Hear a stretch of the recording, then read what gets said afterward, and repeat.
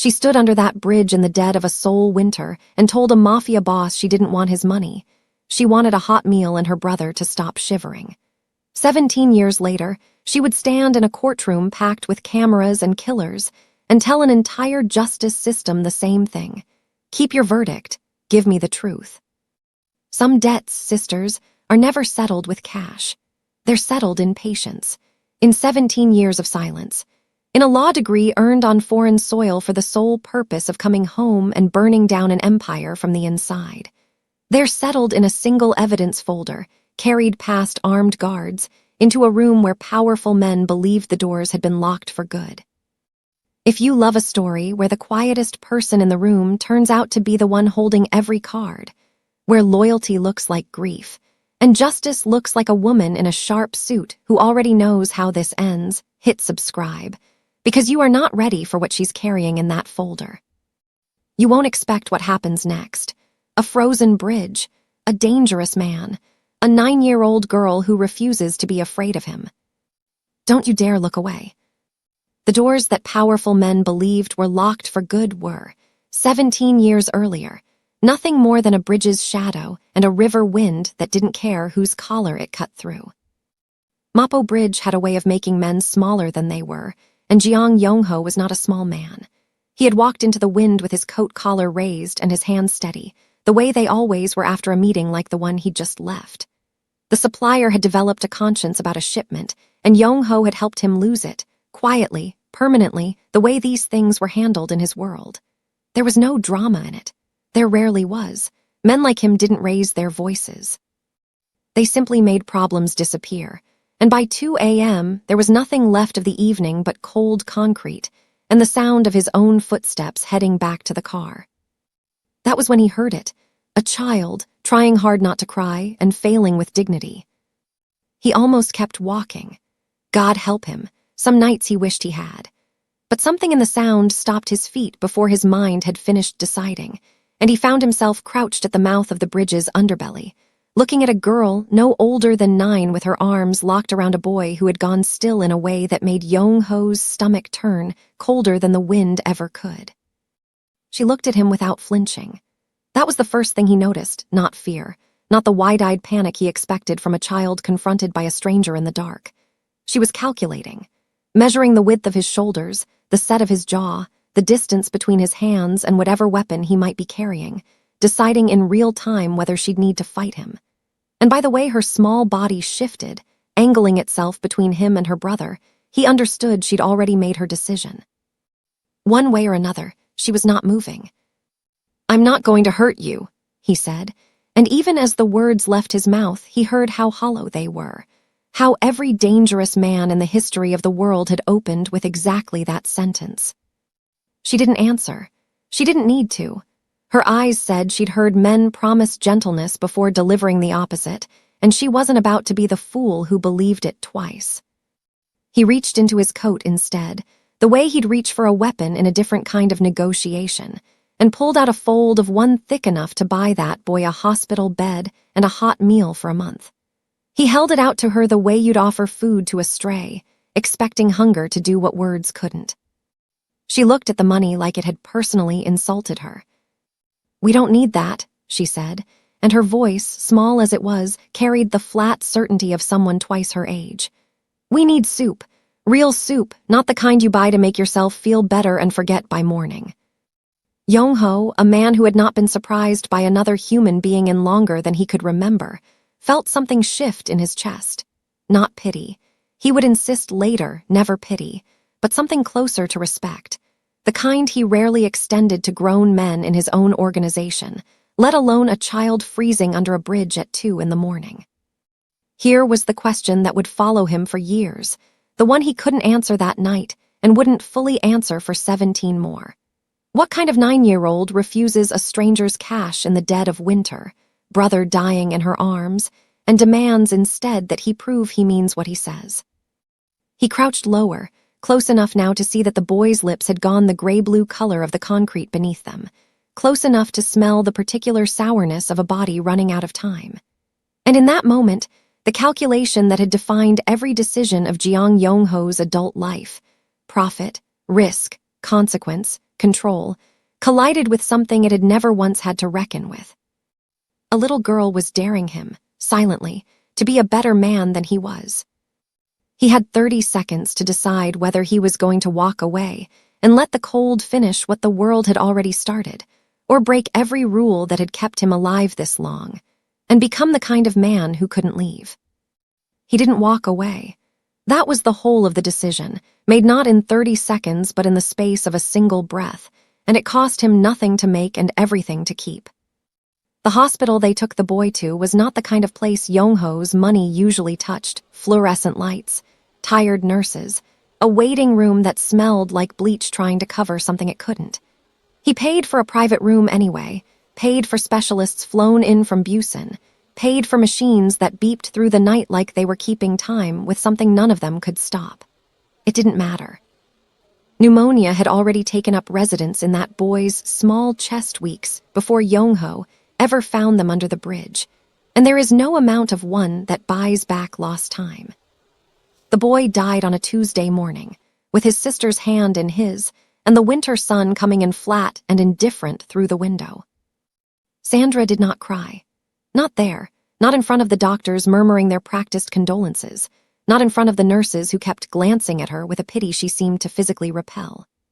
Yongho stood in the doorway and watched a 9-year-old girl fold her grief into something small and private, tuck it away like a thing too valuable to spend in front of strangers, and he understood, watching her, that he was looking at a kind of strength he had spent his whole life pretending to have.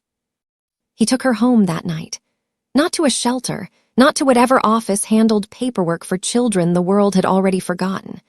Home, to the compound, past the gates, and the men with guns who didn't quite know what to do with their faces when their boss walked through carrying a duffel bag of a dead boy's clothes and holding the hand of his sister. The house did not want her. That much was clear within the first week. His lieutenants exchanged looks over her head like she was a liability that hadn't finished being priced. The staff spoke around her instead of to her, uncertain whether she was a guest, a project, or a mistake waiting to be corrected. And maybe she was all three. Maybe that was the question nobody in that house was brave enough to ask out loud. What exactly was a crime lord doing raising a child who had already, in 1 week, seen more of his world than most of his own men understood? Yongho found her on the 4th night sitting outside his study door instead of in the room they'd given her, knees pulled to her chest, still dressed in the same gray sweater she'd worn to the hospital. "You don't have to keep me," she said, before he could ask why she wasn't sleeping. Her voice had none of the fear he expected and all of the steel he was beginning to recognize as simply who she was. "People don't keep things that cost them something. I heard your men talking. They think I'm a mistake." He crouched down to her level the way he had under that bridge, close enough now to see she'd been crying after all, just somewhere no one could witness it, the only kind of crying she seemed to allow herself. "You are a mistake," he told her, and watched something in her face brace for the blow she'd clearly been expecting since the hospital. "But I'm choosing to make you on purpose." She stared at him like the sentence didn't parse, like dignity had taught her to expect cruelty dressed as honesty, not honesty that simply told the truth and stayed anyway. "People don't get to choose their mistakes," she said finally. "I do," he said. "It's the one thing in this life I've never let anyone else decide for me." What he didn't tell her that night, what he wouldn't understand himself for years, was that somewhere between the bridge and that hospital bed and this doorway, the calculation he'd made his whole life about profit and risk had quietly stopped applying to her, and he had no idea yet what that would cost the empire he'd built to protect. She didn't smile. She simply nodded once, the way you accept a contract you intend to hold someone to for the rest of your life, and walked past him into the house that didn't want her, the same house that, in 17 years, she would return to burn to the ground in order to save. It took 2 years for the house to stop treating her like a mistake and start treating her like a threat, and Sandra Buckley never once raised her voice to earn that shift. She simply kept her eyes open at every dinner table she was allowed to sit at, and eventually, that was enough. By 11, she had stopped flinching at the armed men who stood along the mansion's walls like furniture nobody was supposed to acknowledge. She'd learned their names, their shift rotations, the particular way certain men avoided her father's eyes when they delivered bad news. She noticed things. She had always noticed things, even as a child under that bridge doing math on a stranger's intentions. But now she had a home with hallways and ledgers and locked doors, and a home like that gave a mind like hers far more to work with. The East Wing had always been off limits, not by rule exactly, nothing so formal as that, but by a kind of unspoken gravity that kept even Yong-ho's most trusted men speaking in lower voices whenever they passed its door. Sandra had noticed that too. She noticed the way certain deliveries arrived only after midnight, the way the household accountant grew visibly smaller in his shoulders every time Yong-ho summoned him there, the way money seemed to enter that wing looking like one thing and leave looking like something entirely different. Clean, quiet, respectable, the way a stolen coat looks like new money once you've had it altered enough times. It happened at dinner, the way most reckonings in that house seemed to happen, over rice and grilled fish, and the particular silence Yong-ho's men kept whenever the family ate. Sandra set down her spoon with the calm of someone commenting on the weather. "The logistics company in the East Wing," she said, "the one that supposedly ships industrial parts to Busan, it doesn't own a single truck." She let that sit for a moment, watching the accountant across the table go the color of old paper. "I checked the public shipping registries. Nothing. But it reports more revenue than 3 real freight companies combined. So either you've invented a business that moves nothing and somehow makes millions, or that money is coming from somewhere else. And that building is just where it goes to get its story straightened out before it walks back into the world looking respectable." Nobody at that table breathed. Yong-ho's chopsticks stopped halfway to his mouth. This wasn't teenage suspicion, wasn't a child parroting something she'd half understood. This was a structural analysis of a laundering operation he'd spent a decade building, delivered by an 11-year-old between bites of dinner, in the same tone she might use to point out a math error on a test. Here was the question that would sit with him long after the plates were cleared. If a child, untrained, uninvited, could see straight through the architecture of his empire simply by watching and listening at his own table, how many enemies out there, real enemies, patient ones, were seeing exactly what she saw, and simply waiting for the right moment to use it against him? He didn't punish her for it. That was the part that unsettled the room more than her words had. He didn't order her to silence, didn't send her from the table, didn't do any of the things a man in his position was supposed to do when a threat to his empire announced itself out loud in front of witnesses. He looked at her the way you look at a hand you didn't know you were holding until it moved on its own. And by the following week, 3 of Korea's most respected law professors were arriving at the mansion gates twice a week, hired at a price none of them would ever be told the reason for. He wasn't raising a daughter to be safe anymore. He was arming her. And sisters, if you understand what it means to watch a young woman rise not because someone protected her, but because someone finally respected her enough to stop underestimating her, if you know exactly what it costs a man like Yong-ho to admit a child had outthought him at his own table, hit that like button right now and subscribe, because what Sandra Buckley builds next is going to make every man in that house regret the day they called her a mistake. Because somewhere in that quiet 11-year-old mind, a plan had already begun taking root, one that wouldn't fully bloom for another 6 years, in a courtroom none of them could yet imagine, against an enemy sitting closer to that dinner table than any of them knew to fear. The enemy sitting closest to that dinner table had a name, and by the time Sandra turned 14, she had already started saying it out loud in rooms where no one wanted to hear it. Bae Min-jun had been with Yong-ho for nearly 9 years by then, rising through the organization the way water rises in a glass, quietly, evenly, without ever once spilling over or drawing attention to how full it was getting. He was the kind of man other men trusted precisely because he never gave them a reason not to. He agreed easily. He deferred naturally. He absorbed insults from his superiors without complaint and delivered results without excuses. And in a world built on suspicion, that kind of consistency read as loyalty. Sandra had never trusted it. She'd noticed it first at 12, The way Minjun's agreement always arrived a half-second too fast, like a man performing consent rather than feeling it. By 13, she'd started keeping a private accounting of every instance where his compliance seemed to serve him more than it served her father. A supply route he'd quietly rerouted through territory that happened to strengthen his own standing. A rival he'd recommended eliminating, whose absence conveniently cleared Minjun's path to a promotion. None of it was proof of anything. That was what made it so unsettling. He was too careful to leave proof. He simply arranged the board, piece by piece, so that every outcome bent, eventually, in his direction.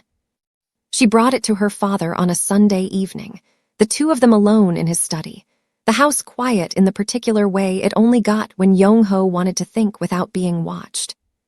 "Your empire is built on fear," she said, no preamble, because she had learned by now that preamble only gave him time to prepare his dismissal. Fear works right up until the moment it doesn't, and when it stops working, it doesn't fail slowly. It collapses all at once, and it takes down everyone standing near it when it goes. Yong-ho didn't look up from the papers in front of him. "Every empire in history has been built on fear, Sandra. Mine has lasted because I know how to manage it." "You manage the fear you can see," she said. "You don't manage the man who's learned to hide his ambition inside your loyalty." That got his attention. He finally lifted his eyes to hers, and there was something almost amused in his expression, the particular indulgence of a father listening to a child's theory about the adult world she hadn't fully earned the right to critique. "Minjun." "He agrees with you too easily," Sandra said. 9 years, and I've never once heard him push back on a decision, never seen him take a position that cost him anything. Men who are truly loyal disagree with you sometimes, Appa. They tell you when you're wrong because they trust the relationship enough to survive the friction. Minjun has never trusted anything enough to risk it. That's not loyalty. That's patience. Here was a question that would hang over the rest of that conversation and every conversation after it. If Minjun truly was playing a longer game than anyone in that house understood, what exactly was he waiting for? A weakness, an opportunity, or simply time? The one resource that eventually favored whoever was patient enough to wait it out. Yong-ho set down his pen.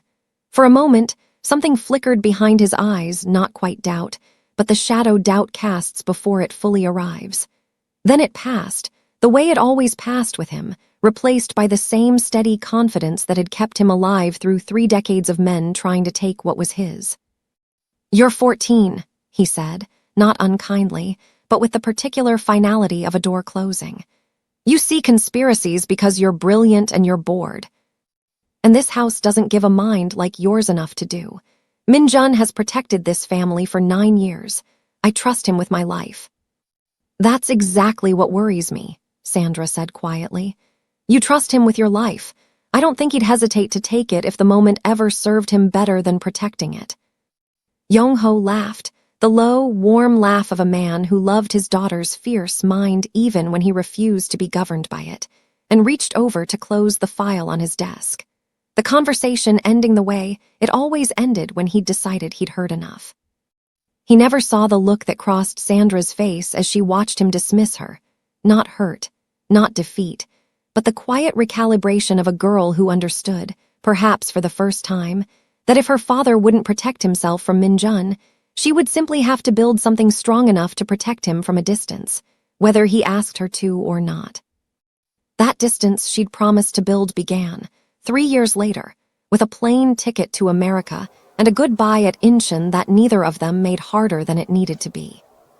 Sandra was 17 when she left, tall and composed in a way that still startled people who remembered the small girl under the bridge, carrying one suitcase and a scholarship letter to a law program that had no idea what kind of mind was about to walk through its doors. Yong-ho stood at the gate with his hands in his coat pockets, the way he always stood when he was feeling something too large to let onto his face, and told her simply to call when she landed. She hugged him the way she rarely allowed herself to hug anyone, quick and fierce, and told him to watch his back, the way she'd been telling him for 3 years, the way he still hadn't fully learned to hear. The years that followed unfolded an ocean apart, in phone calls that grew shorter as her course load grew heavier, In photographs of graduations he watched from a screen instead of a seat in the audience. She excelled the way people who have survived real cold always seem to excel once someone finally gives them warmth and a fair chance. Top of her class. Then a coveted position at a firm that fought cases most attorneys wouldn't touch. She built a life 6,000 miles from the mansion that raised her, and if anyone in that new life asked about her past, she gave them only the parts that were true and none of the parts that were dangerous. Back in Seoul, Bae Min-jun had spent those same years doing exactly what Sandra warned her father he'd been doing all along, waiting. The minister's body was found on a Thursday morning in a private residence in Gangnam, and by Thursday evening, every news channel in the country was running the same footage on a loop. Police tape, flashing lights, and a name that sent a visible tremor through the nation's political establishment. He hadn't been an ordinary official. He'd been the kind of man whose death demanded not just an investigation, but a sacrifice, someone the public could watch fall in order to feel the ground was steady again.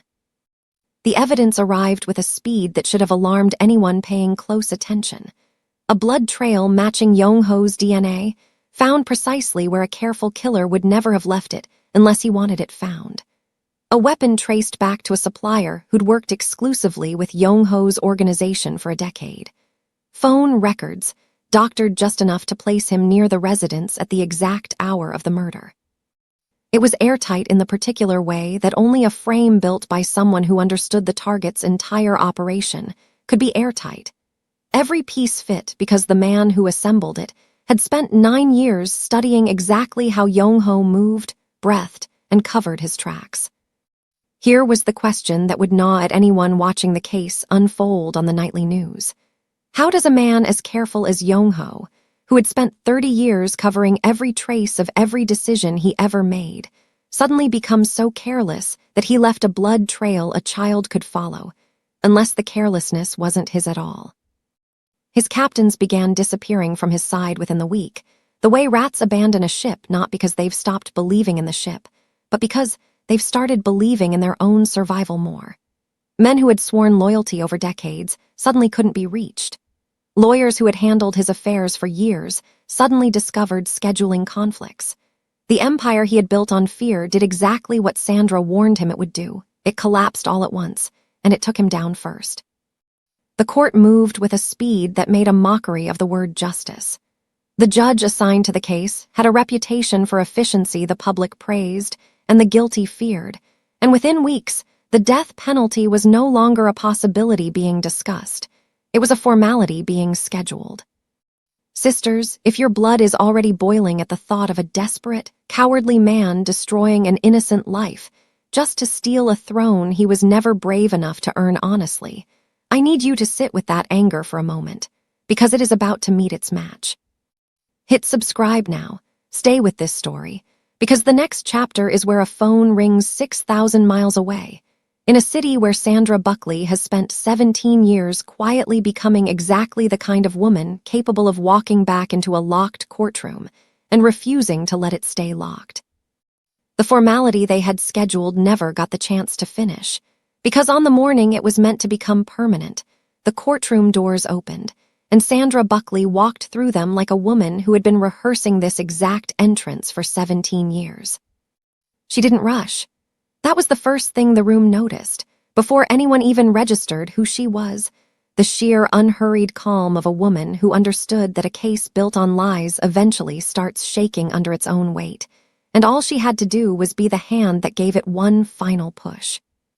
She crossed the floor in a navy suit that had nothing to prove and everything to say, set her leather folder on the defense table without a word, and asked the court's permission to be admitted as co-counsel on behalf of Jeong Yong-ho. The judge, visibly startled by the arrival of a foreign attorney with credentials that checked out faster than his clerk could believe, granted it, and the room that had spent weeks watching this trial as a formality suddenly understood it was watching something else entirely. She started with the blood. The prosecution's forensic expert had built his entire testimony around a single, damning fact: Yong-ho's blood, found at the scene, matched with a certainty the state called irrefutable. Sandra didn't dispute the match. She dismantled the chain of custody instead, laying out, exhibit by exhibit, a timeline that showed the sample hadn't been logged into evidence until 9 hours after the body was discovered, a gap the original defense team had never thought to question, because they'd already given up before they'd started looking. 9 hours, she reminded the court, was more than enough time for a sample collected somewhere else entirely to find its way into a labeled bag with the right case number on it. The prosecutor objected. The judge allowed it. And in the gallery, Yong-ho, in handcuffs, looked at his daughter with an expression the cameras would replay for years. A man watching, for the first time, the full weight of what he had built by tutoring a furious, brilliant 11-year-old instead of silencing her. Then came the dashcam footage. Sandra had pulled it herself. She explained, from a private security contractor 2 streets from the minister's residence. Footage the police had somehow never subpoenaed despite it sitting in plain reach for weeks. It showed a black sedan, time-stamped 40 minutes before the murder, parked in a spot with a clear sightline to the residence's side entrance. A sedan registered not to Yong-ho's organization, but to a shell company Sandra traced, through 3 layers of ownership, directly back to Bae Min-jun. A murmur went through the gallery. Min-jun, seated among the state's witnesses with the composed, patient face he had worn for 9 years at that dinner table, allowed himself the faintest smile, the kind of smile a man wears when he still believes he's several moves ahead of the board. That smile was the middle of this story's real question. How had a woman who'd been out of the country for 17 years managed to pull black market DNA data, private dashcam footage, and shell company records that the entire Korean prosecutorial system had somehow missed? Unless she'd started building this case long before she ever set foot back in Seoul. Sandra didn't answer that question. Not yet. Instead, she produced the final piece, uncorrupted DNA data pulled from an independent lab's private servers. Samples the original investigators had either never tested or quietly buried, showing genetic material at the scene that matched no one on trial. No one, that is, except a sample logged 11 years earlier in an entirely unrelated case, a sample belonging to Bae Min-jun. The prosecutor's face went the color of the concrete. Under Mapo Bridge on the coldest night, Sandra could remember. Min-jun's smile did not survive that. It cracked first at the corners, the practiced calm slipping just enough for the cameras to catch it. And for the first time in 9 years of perfect, agreeable loyalty, the room watched him understand, all at once, that every quiet piece he had spent a decade arranging on that board had just been turned back against him by the one person he had never once considered a threat, a 14-year-old girl he'd dismissed as suspicious. Now standing in front of him as a grown woman, holding his entire fabricated case in one leather folder. His hand moved toward the bailiff's holstered weapon before anyone in that courtroom had time to fully register what was happening. The bailiff's weapon never cleared its holster, and that half-second, the space between Min-jun's hand reaching and the room realizing what it was reaching for, was the last moment 9 years of careful discipline held together before it shattered entirely. He surged up from the witness gallery with a speed that startled even the guards standing closest to him, his composed, agreeable mask finally gone, replaced by something raw and animal that had been hiding underneath it for a decade. The words that came out of him weren't measured anymore, weren't the careful diplomacy he'd used to climb his way up through Yong-ho's organization one polite nod at a time. They were ugly. He screamed that Yong-ho had built his empire on the backs of better men, that loyalty in that world had only ever been a leash, that he'd waited 9 years to be free of a boss who'd never once seen him as anything more than useful. He screamed Sandra's name like a curse, called her an outsider, a foreign girl playing at justice in a country that was never hers to fix, and lunged the last few feet toward the bailiff with both hands outstretched. Yong-ho was out of his chair, before the chain connecting his cuffs had even gone taut.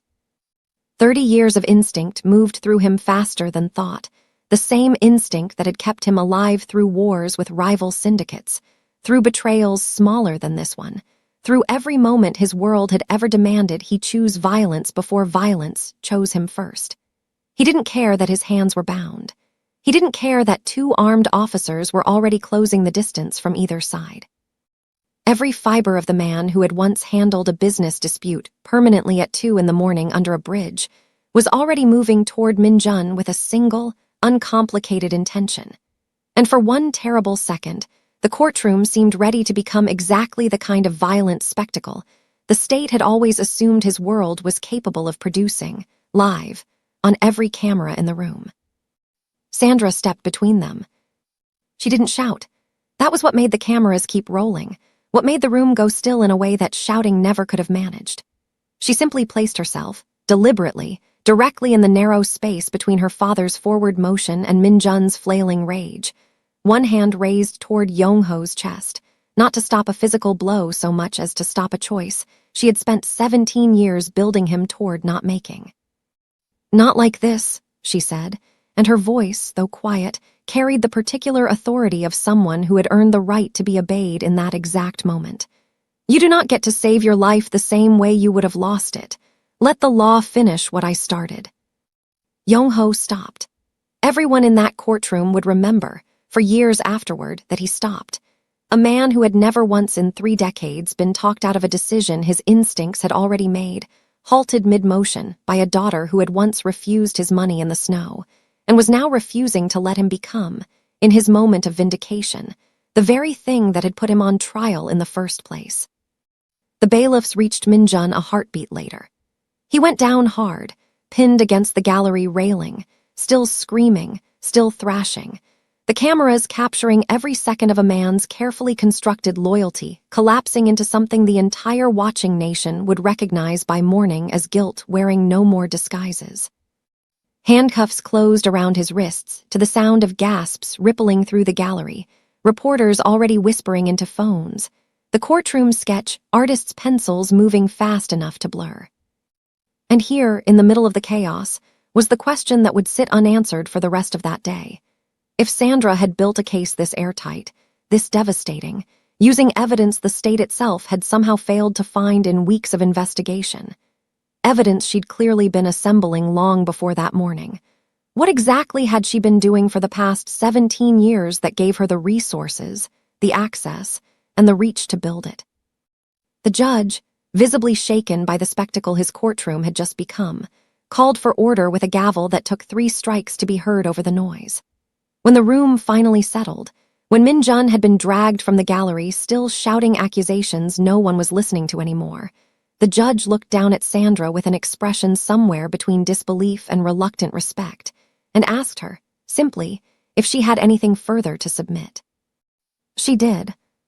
She opened the leather folder one final time, the same folder she had carried through those courtroom doors that morning, the one everyone in that room now understood held far more than they'd realized.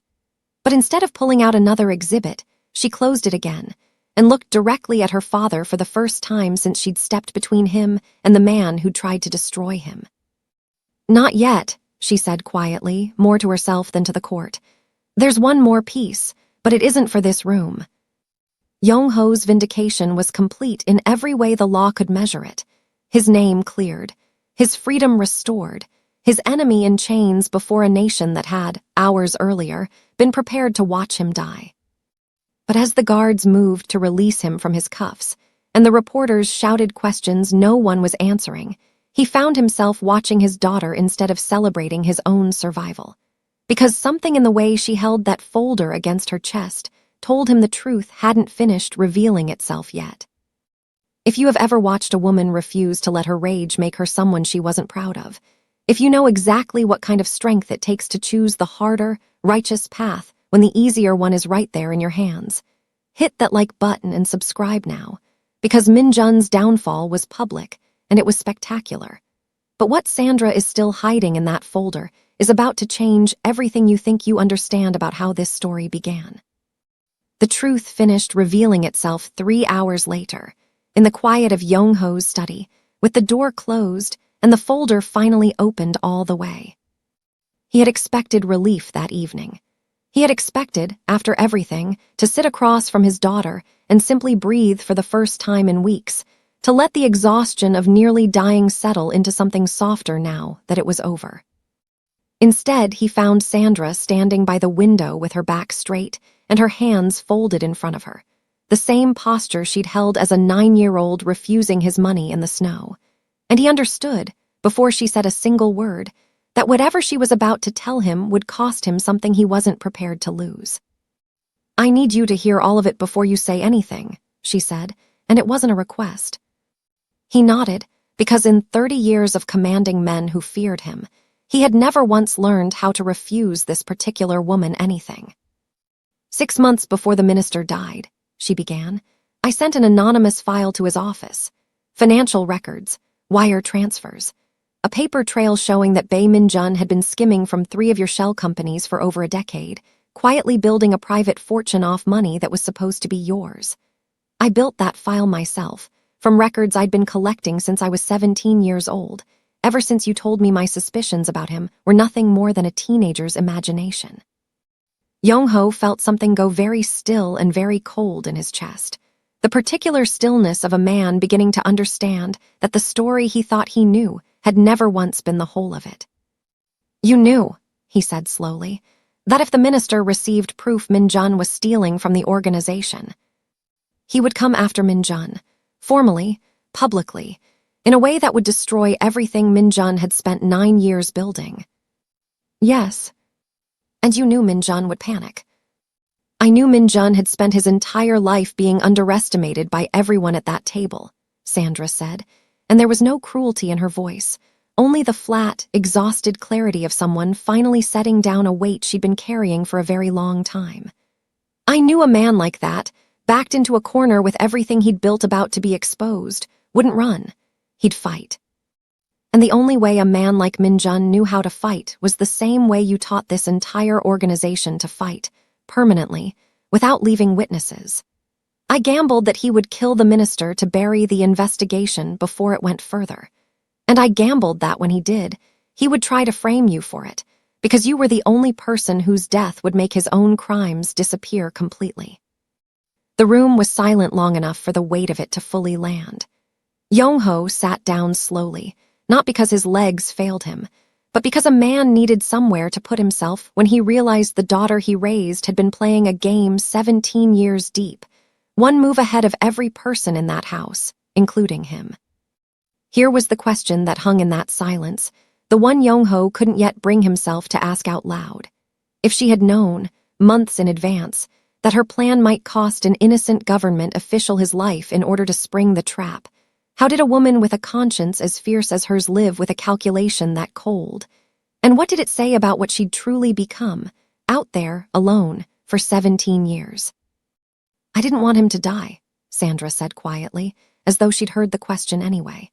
"I spent months trying to build a path that didn't end in a body, but every version of that plan left Min-jun free to keep stealing, keep hurting people, keep waiting for his moment to take everything from you the way he'd been patient enough to wait for 9 years already. I couldn't stop what Min-jun was always going to become. I could only decide whether he became it on my terms or his. I chose mine, because yours would have gotten you killed, and I was done watching this family survive by luck instead of by design." Yong-ho looked at his daughter for a long moment, seeing, all at once, every version of her he'd witnessed across 17 years. The 9-year-old refusing his cash under a bridge, the 11-year-old dismantling his laundering operation over dinner, the 14-year-old warning him about a threat he'd been too proud to take seriously. And now this, a grown woman who had orchestrated an entire nation's justice system into destroying the one man who could have destroyed them both, without ever once losing the moral spine that made her refuse his money in the first place. "You forced us both into that courtroom," he said finally. "On purpose, me and him." "It was the only stage big enough," Sandra said. "The only place where the truth couldn't be bought, buried, or quietly disappeared the way everything in this world usually disappears. I needed the entire country watching when he broke, because a private confession would have vanished. A public one couldn't." He asked her, then, the one thing he'd been avoiding since she'd stepped between him and Min-jun that morning. "And the empire, what do you want from me now that it's over?" "I want it to end," she said simply. "Not you, the empire. I want the logistics companies converted into what they've always pretended to be. I want the shelters to be real. I want the next child who ends up under a bridge in the middle of winter to find something better waiting for them than what I found, a man willing to save them because it was profitable instead of because it was right. Years later, on a bitter January night not unlike the one that started it all, Yong-ho stood beneath Mapo Bridge beside his daughter, the wind cutting exactly the way it had 17 years before, and looked at the woman standing next to him with something that had never once, in his entire life, come easily to him. She had not simply survived his world. She had learned every rule of it, mastered every weakness in it, and then quietly, patiently, over 17 years, dismantled it from the inside using nothing but a mind sharper than any weapon he had ever carried. He had thought, on the night he found her, that he was the one saving her. He understood now, standing in that same cold wind, that it had always, from the very first moment, been the other way around.